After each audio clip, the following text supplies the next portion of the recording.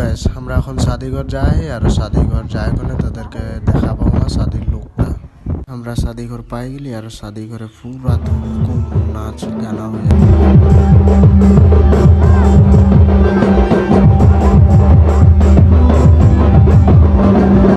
ভালো লাগলে একটু লাইক কমেন্ট শেয়ার করে দিবি।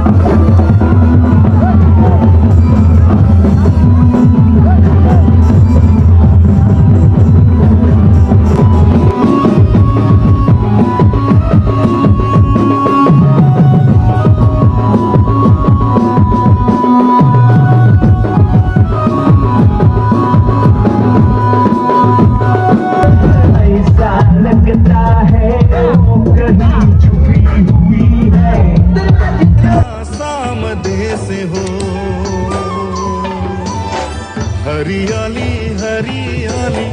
देखते सुहा चारों दिगे